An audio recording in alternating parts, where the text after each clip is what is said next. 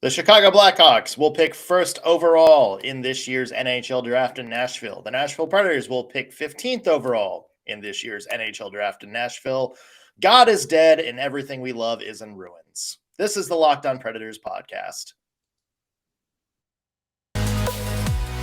Your Locked On Predators, your daily podcast on the Nashville Predators. Part of the Locked On Podcast Network, your team every day.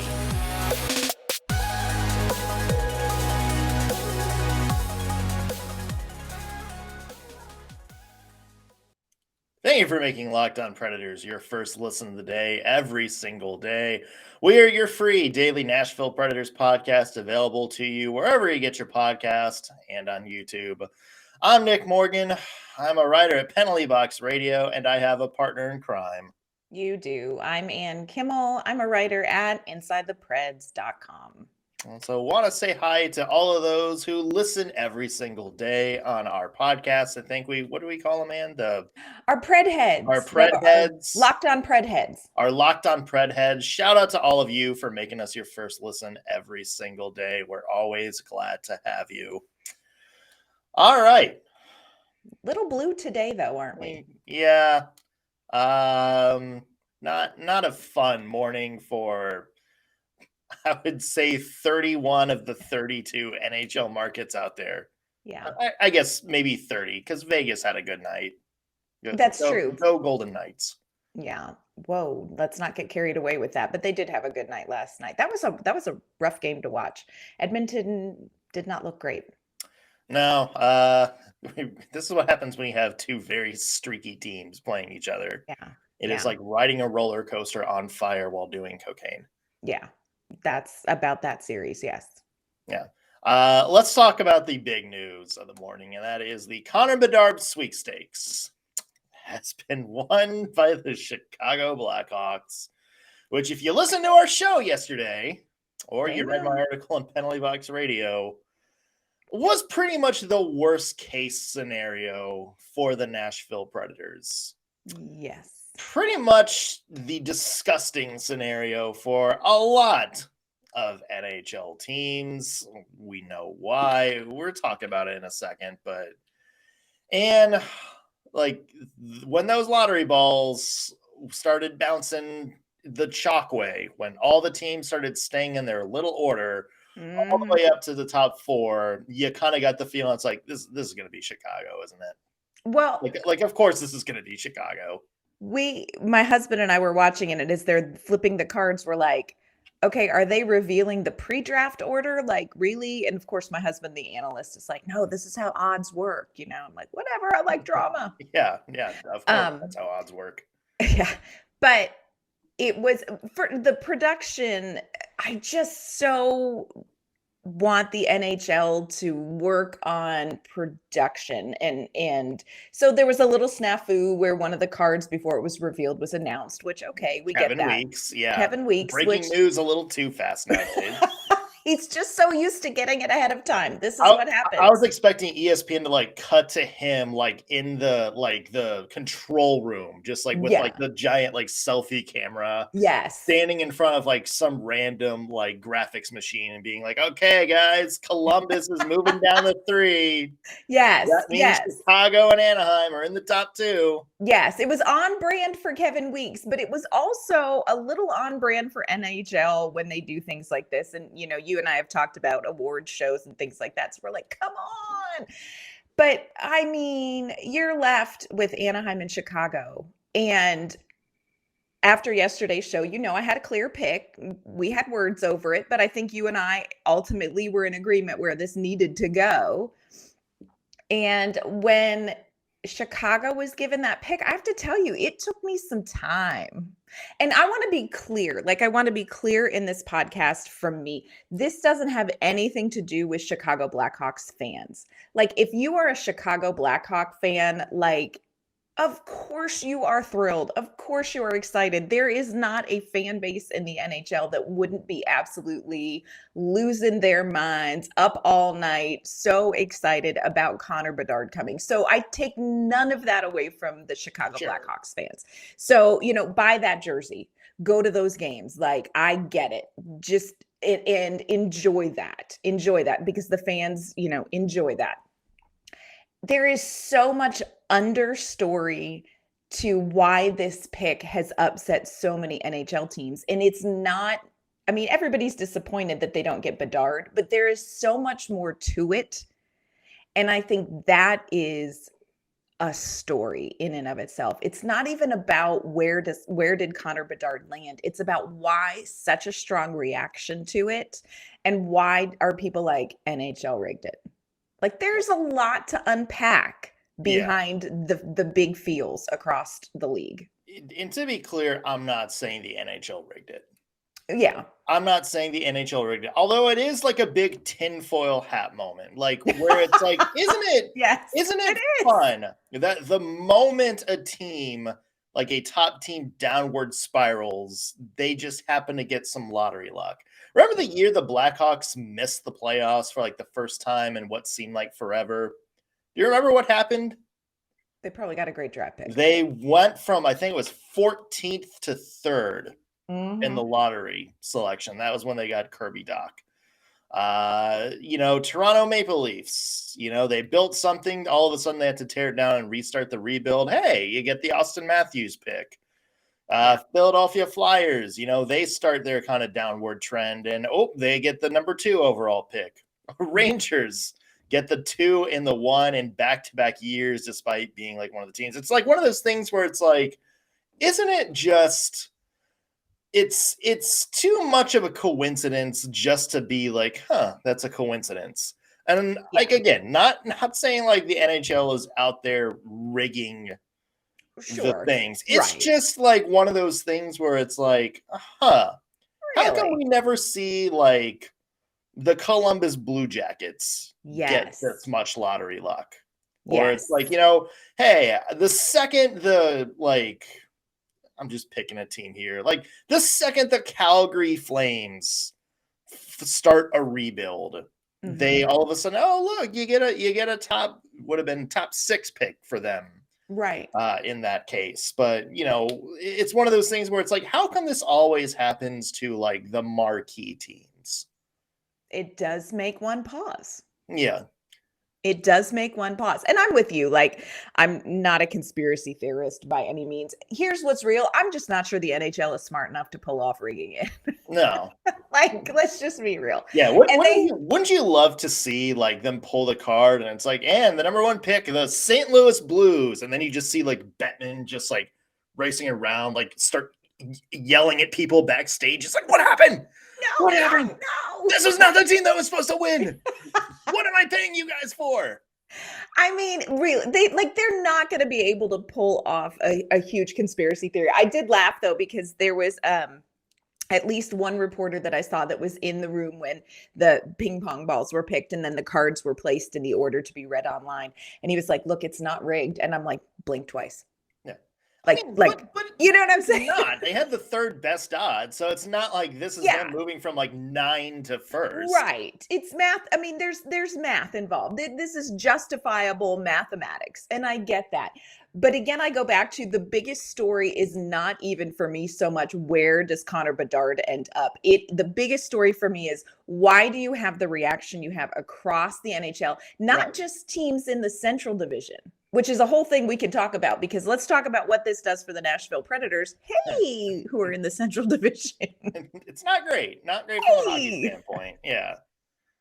It sucks from a hockey standpoint. Facts. We talked about that yesterday. It's deflating because at the end of this all, Chicago Blackhawks get away with so much. Yeah. So much. Yeah. We talked about just, the most blatant episode of tanking that we've seen in the NHL in a long time. Trading away legitimate pieces you could build around that you had the money 100%. To pay. Yep. And because you feared that they would make your roster too good. Let's be honest. That's what happened. Yeah. And, not only do they get away with it, but the NHL comes out and it's like, no, we don't have a tanking problem. Okay. let me finish my point because there's Yeah. more into this. That's just my face when we revisit that moment, but continue. Yeah. And then, like, we danced around it enough yesterday. Let's talk about the fallout from the Kyle Beach incident. Like, I think this was a slap on the wrist. I mean, the Chicago Blackhawks as a franchise got away with a slap on the wrist. But I know a lot of people are saying, well, they fired a lot of people, and it's like, but that's not punishing the team. If we can agree that this was like an organizational top-down thing, this was a group of people who, according to the report that came out, did not want to follow through with a sexual assault investigation because, according to Joel Quenneville, he was concerned about what that would do to the locker room during the playoff run. The playoff run when they eventually won the Stanley Cup. This was a team whose inaction, according to the report, led to this person committing another crime and getting convicted to it. Yeah. Like that's what happened. And if this was an organizational failure, if this was like the Blackhawks should have done more, they should have known what was going on. The players should have known what was going on. According to some former players like Brent Sopel, the players did know what was going on, just didn't really do enough. And at the end of the day, like you don't even take away like a draft pick. Yeah. Like you just give, and somebody made this point on Twitter yesterday because somebody tweeted out that after the Bedard announcement, the Blackhawks season ticket sales went up and they made like, I can't remember exactly what it was, but it was like, a couple million in new season ticket sales. And somebody brought up, and it's like, they made more last night than they were fined for the Kyle Beach incident. Reminder, the Arizona Coyotes lost a first-round draft pick for basically improperly scouting. Basically kind of like running an impromptu combine. The Blackhawks got fined an amount they just made up in one night of season ticket sales. Come on. And let that sink in. And you have to wonder, Anne, all of this has fallen perfectly for the Chicago Blackhawks. Now, again, I'm going to follow back and saying I don't believe the NHL is rigging it in favor of the Blackhawks, but I can almost guarantee you that the NHL is incredibly happy with this particular outcome. Yeah. And I think the NHL did not and will continue not to hold the Blackhawks organization and the people who were involved in that incident. They will not continue to hold their feet to the fire. No. They will not. We've heard some rumors about it, and I got a big problem with that too. I mean, it's just at the end of the day, just everything about this is gross. And we said it yesterday. If the Blackhawks won, it was going to feel gross. Yeah. And that's not even touching the fact that Connor Bedard is now in the Central Division on one of the Nashville Predators' biggest rivals, maybe their biggest rival at the moment. And is going to be probably a force in the Central Division for a long time. And you know what? I apologize in advance, Connor Bedard, but there's a lot of teams unhappy about this, and you're kind of now the object of that unhappiness. Where's the draft this year, Anne? Nashville, Tennessee, baby. Ooh, there's going to be a lot of Predators fans that might be voicing their displeasure when Connor Bedard's name is called. Yeah, and it stinks because it's not really about 17-year-old Connor Bedard. And it really is not about Chicago Blackhawks fans, but there is a tremendous amount of displeasure about so many other aspects of this. Yeah.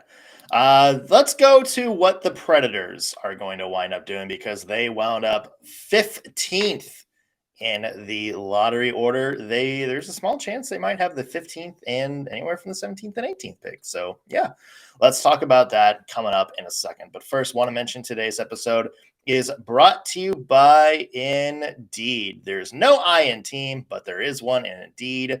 That's the hiring platform you need to build your team. When you're hiring, you need Indeed. Indeed is the hiring platform where you can attract, interview, and hire all in one place. So instead of spending hours on multiple job sites searching for candidates with the right skills, just use Indeed. It's the powerful hiring platform that can help you do it all. Indeed streamlines hiring with powerful tools that help you find matched candidates. With Instant Match, over 80% of employers get quality candidates whose resume on Indeed matches their job description the moment they sponsor a job.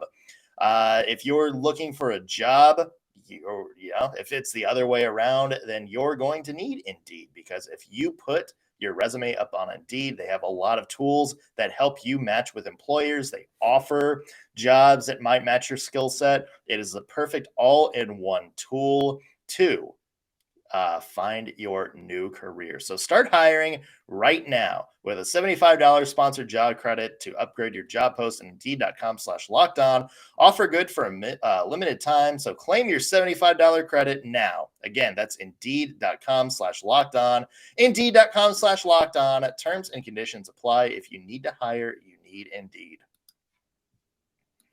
All right, Ann. So the Nashville Predators, after the NHL Draft Lottery shakes out, wind up with the 15th overall selection. That is pretty much about where, that was chalk. That was where they were expected to land. Yeah, you could tell from David Poyle's face when they pulled that. He was like, yeah, there we go. So at 15, obviously, Connor Bedard's not dropping to 15th, my friends. What do you see the Nashville Predators doing at 15, Nick? Like, what do you think is going to be good that's there that they're going to be interested in looking at? That's an interesting pick or two, because that's kind of right in the middle. But the thing about this year's draft, Ann, is that, a lot of like in past drafts, there's always like the top guy or maybe like top two guys. And then there's like, another A tier, maybe like, 1 through 10. And then there's kind of the B tier for the rest of the draft. This year, everybody's talking about Bedard and Fantilli as the runner-up, but the rest of the top of the draft is very heavy. Yes, like this is. Maybe like that A tier, like a pick who, somebody who would have been like, in the 6th and 7th range in another draft might be like 15 this year. So there's some good picks this year. There are, yeah. You hope if you're the Nashville Predators, you're kind of in that range in which the draft is so forward heavy this year, but you're kind of in the range in which maybe a first defenseman might go. Lucas Dragicevic from Tri-City, he's a right-handed shot. A good kind of offensive two-way defenseman. That's somebody I think the Predators could kind of use right now. Etienne Moran's the other guy from Moncton up in the queue. Another, offensive-minded defenseman, but a very good puck carrier. And if you don't go him, I would say maybe if you're the Nashville Predators, you hope there's a center somewhere that maybe falls, just so you kind of have that surefire number one center that you can build around. I don't think Oliver Moore is going to drop that high or drop that low, but that's somebody, maybe you're in the range of like a Brendan Yeager, so there's, if you're the Predators, this is an ideal spot to either maybe get, the best defenseman in the draft or, maybe hope if there's like a number one center that falls. Yeah, that's a guy too, and we'll have to get Eric Dene back on here, and we will before the draft comes out to maybe just get his take on some of the prospects available in that spot. They also have the Oilers pick, Ann, which who knows where that's going to be. Yeah. Well, and here's the other thing, you can say 15th pick, kind of where is everything going to land? But we saw, obviously in this draft, everybody knows the number one is going to go. But like you said, there's so much depth in this draft. And we saw last year, look, I don't think anybody in the Nashville Predators war room thought that Joakim Kimmel was going to be available at 17. Yeah, sure.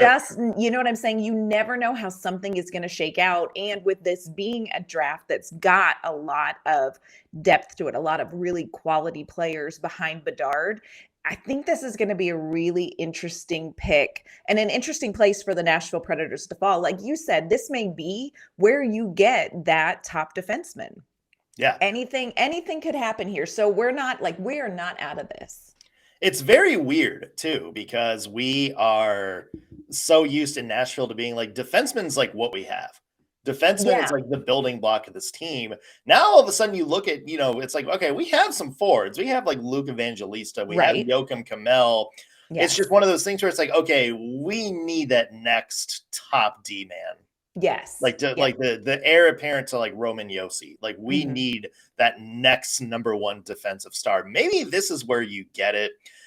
I've seen some chatter, Anne, and I want to get your take on this because I don't know if the Preds would be able to pull this off. Okay. The Preds have, 2 first rounders this year. They also have a lot of extra picks coming out, including another first rounder. Do you maybe try to put a package together and see if maybe you can move up? Here's where I struggle with that. I think you absolutely could do that. I don't think there's anything wrong with doing that, especially with the amount of draft capital and what the Predators could put together after the trade deadline. I wouldn't be judgy about that decision, but here's where I'm at with this entire offseason draft included.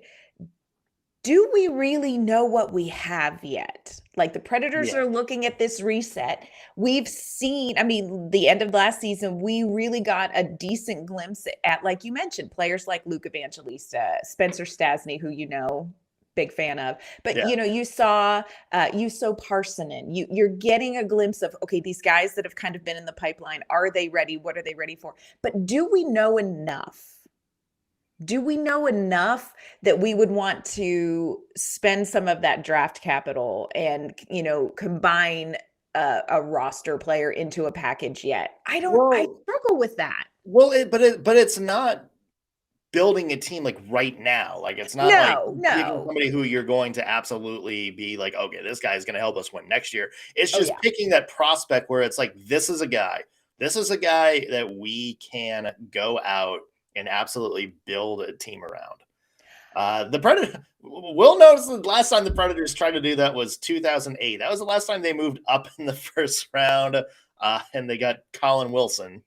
So, okay, maybe that time it didn't work. Yeah. They also traded up to draft David Legwand, but that's another story for another day. Yeah. But it's like, if there's a guy where it's like, you know what, if there's somebody in like the top 8 that we think we like him, we've seen him play, this is somebody that we can build. Like, this is somebody that we can take the rest of our prospects and kind of mesh around and have a really good team moving forward. That's kind of my more thought. Like if there's a guy in the top 8 or maybe even top 10 that you really like, you have the capital to go do it. You do. The only thing is, we just talked about how deep this draft is. Is there anybody in that top 10 that's willing to make that deal? Exactly, because they all want a piece of that. And I understand what you're saying about this is a not yet investment. But and this is what I think is such wizardry about the NHL, because it just doesn't quite compare with, you look at the NFL and the window between the draftee and NHL ready or NFL ready is so much smaller. And so there's a part of me that's like, is that what you want to spend this draft capital and on when there's such a developmental, like there's just a bigger gap? Or do you want to keep that and save that for next off season and do something that is a more now thing? I don't know. This is why I don't like this whole side of it. It's very stressful to me. Well, again, they have 2 first-round draft picks coming up in another 2 years because they have the Tampa draft pick. And who knows? Like Steven Stamkos, there's chatter. Maybe he's considering retirement coming up. They're pressed up against the cap. Who knows? Maybe that becomes another lottery pick. Yeah. I mean, who knows? And I kind of agree with you. You also have 3 second-rounders next year that you can easily package into something if you want to make a move. Yeah. They have lots of options, which is ideal, especially this draft. Yeah, and we'll see where the Edmonton Oilers pick this year, but Yeah. that's the thing this year with the Nashville Predators is depending on where things land up, you just need to go get somebody to build around. Yeah. Like you just need a really solid player that you can immediately put as part of your core, or at least have them be part of your core in 4 or 5 years. Right.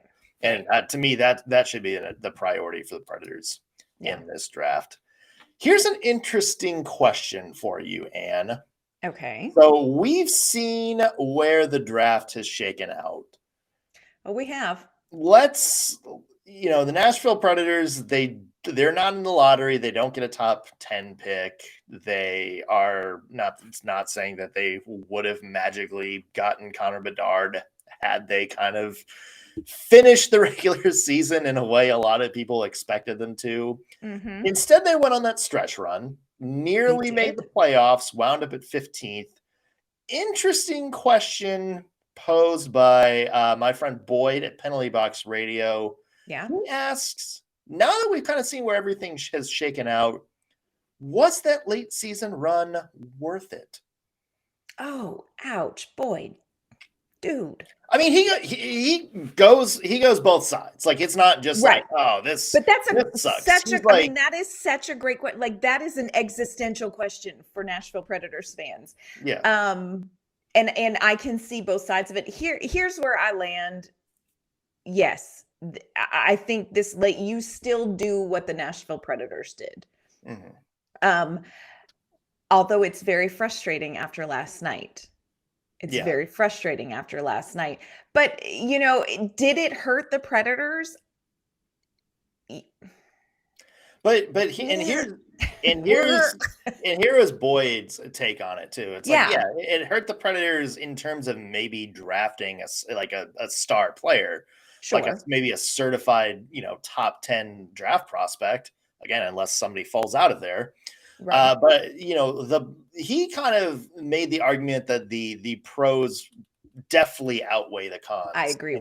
I agree because look, you got guys like Spencer Stastny. We weren't expecting Spencer Stastny in the Predators lineup this year. Nope. He not only came out and made his debut, but he proved it's like, okay, I think Spencer Stastny maybe has risen up our boards as to what we can expect from him long term.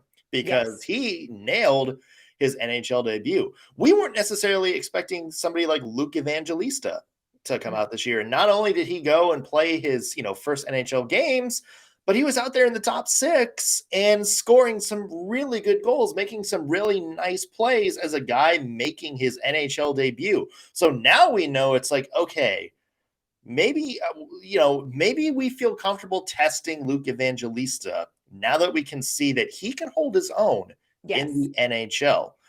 We've seen a lot more stuff like that. Phil Tomasino came back and played really, really well in his return. I think a lot of people were wondering that. Tommy Novak, look, we've all of a sudden have discovered we have something in Tommy Novak we didn't necessarily think we would have had this time last offseason. So now all of a sudden, you kind of start to have a better idea of what you have in some of these prospects. And that's the thing that we talked about when we talked about the draft lottery or the potential of the Preds moving up. It's like, we don't really know what the Preds are going to be as a team, but we know what we might have in some of these individual players. And maybe that helps us decide, okay, what do we do this offseason? Yeah.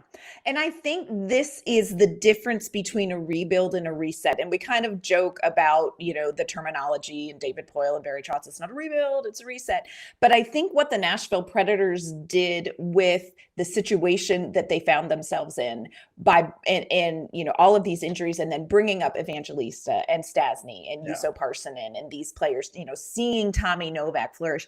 I think that is the difference between a rebuild and a reset, because you have a better idea now that these guys have had NHL time. You have a better idea of what the not yet now but not yet looks like for the Nashville Predators. And I think you are better poised for a reset than a rebuild because you've seen what you have a little bit better idea. Again, I go back to what we've seen from these players has been very encouraging. I think a lot of it has been very impressive.